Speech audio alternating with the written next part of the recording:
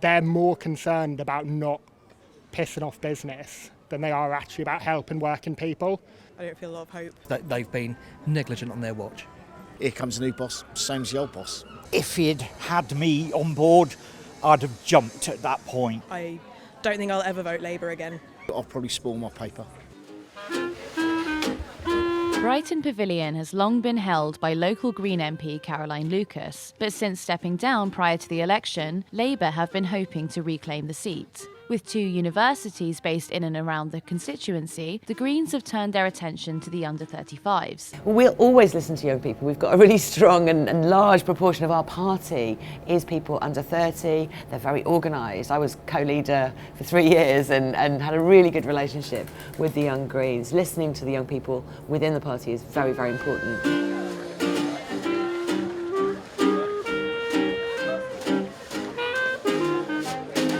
What we've seen over the last few years is an acceleration of a drop in living standards.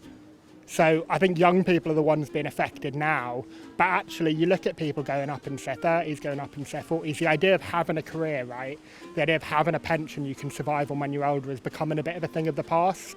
I want to have kids, but one thing holding me back is I don't want them to grow up in like a planet that's like on fire. People can't rent homes, so that's another one of my things, is that we have so little social housing as well. And, you know, particularly for young people, they're paying rent that is higher than my mortgage. It's just all upside down. There's a sense that we're not really in control of our world anymore. You look at the number of general elections we've had, you look at Brexit, you look at the lack of urgency on the climate crisis, you look at essentially every major figure in power obfuscating their responsibility to try and make a better world. We've also been described as the conscience of the Parliament, and I think that's a really good way of putting it. We're the people who will make sure questions are asked, make sure debates are held, make sure, you know, occasionally that there's a vote on issues that matter to people that perhaps the bigger 2 parties will want to not discuss because their agenda is very, very similar and very, very narrow. I live in Brighton, so I'm going to be voting Green because we need a Green MP as well. I've already voted by post. I'm hoping we'll return another Green MP for this area, Brighton Pavilion. I'm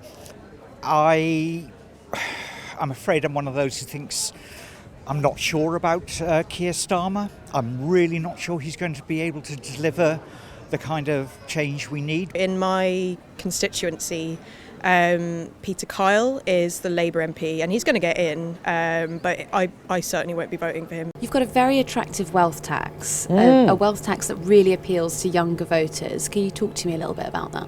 It is a massive missed opportunity in all the other people's manifestos. A wealth tax on people who just have more than £10 million, that's not almost anybody, and just on the wealth that they have above £10 million, it raises enough money to really help the NHS. It raises billions and billions of pounds, and it doesn't affect most people at all. If you ask people about different tax measures, this comes out as one of the most popular ideas, and it's just fair. It's asking the broadest shoulders to bear the burden of helping rebuild one of our most important institutions. People really want this. It's completely sensible idea, it's completely normal in other countries, and the other parties are not considering it. I'm really proud the Green Party have started talking about this in the election. It means that it's part of the debate. It means that interviewers like you are asking the other parties why they're not doing it, and I think after the election that's still a debate we can have with the new Labour government. That's why Green MPs are going to be important, because we will keep ideas like that, which are completely sensible and do a lot of good, alive in Parliament. If during a recession the rich just keep getting richer, you've got to think there has to be a fairer way to actually redistribute stuff. I've worked in the public sector for nearly 30 years, and in that time I've seen both the ups and the downs of things. So I remember starting work in the old Tory years and just seeing things gradually being whittled away, then changes with the new Labour government coming in and improvements in funding to deal with the issues that were there. And then since 2010, the absolute, decimation of the services.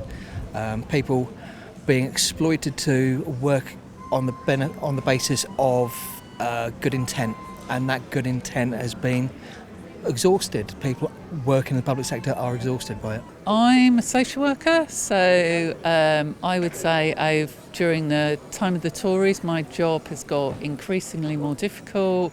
There's less money, people are leaving in droves. You know, the Tories a couple of years ago wanted to try and get people who are retiring early to come back to work. I don't think they really appreciate what working in services is like. It's really, really stressful, and I think people are fatigued, and so you just get disenchanted with the constant pressure to make cuts when there is nothing left to cut. You know, local authorities have sold loads of their property.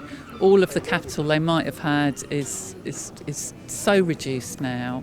There's no secret money pot. And then when we tell customers they can't have what they want, what they should be getting, they get angry, understandably. And it's always the people that need, we're blaming people who need services for the state of the country, when actually lots of very rich people are barely affected by all of these massive cuts. They've got no idea what it is to live on benefits or on low wages or non-contracts. I'll be voting for Tanushka Mara, who's an independent MP. She's a Palestinian woman, and she's also, I'm an NHS worker. She's also got a really good agenda on the NHS, deprivatisation, and I don't see how Gaza can not change anyone's mind about where they're voting, where they're putting their vote. It's horrific, and I don't think I'll ever vote Labour again. The conflict is still not over. We've been calling for a ceasefire for so long, and for peace talks to start. One of the last things Caroline asked about in Parliament was stopping UK arms sales to Israel. All these questions do need to be put to the new government as well. It's unclear to what extent Labour will prioritise that. I'm hoping there will be a change, particularly on arms sales, but it doesn't seem like Keir Starmer's currently committed to that. This is going to be one of the first things we pick up. And again, it's one of those issues where there needs to be a green voice so that those questions are asked promptly and answers are got. Is it something that comes up on the doorstep often? It is one of the issues that's coming up more and more on the doorstep. The top issues, and we've been doing surveys and knocking on doors and noting all of this, really, really listening to people in Brighton. The top issues are undoubtedly the NHS, education issues, the sewage that's not only on our beach, in the sea, but also spilling out onto pavements right across the city. We've got a serious issue with that. But also, Gaza's coming up an awful lot, as well as the climate investment that we really need, particularly young people are raising that. We need to start rebuilding from the bottom up. The people, the general people in the country, again, they've been kind of taken for granted. They've been left behind and expected just to get on with things. We were told in 2010 we're all in this together. That was definitely not the case. It was more a case of you're all in this together. Good luck. Britain makes nothing, not really. We build a couple of cars, we build a few buses and diggers and things like that, but nothing else. We don't, not really. People's benefits are so stripped back, people are really struggling. People who've got mental health problems who should be getting benefits really struggle to get benefits because they don't fit in to the nice catch boxes that you have to tick. They're very hard to assess and quite often don't get the benefits they need. And I just think that is not going to make millions and billions of pounds. That is ridiculous. They need to be looking from the top and need to look top down, not scrabbling around with pennies at the bottom where people are already, can't afford to, choosing between food and fuel. We're in a Western society. It is shocking, really shocking.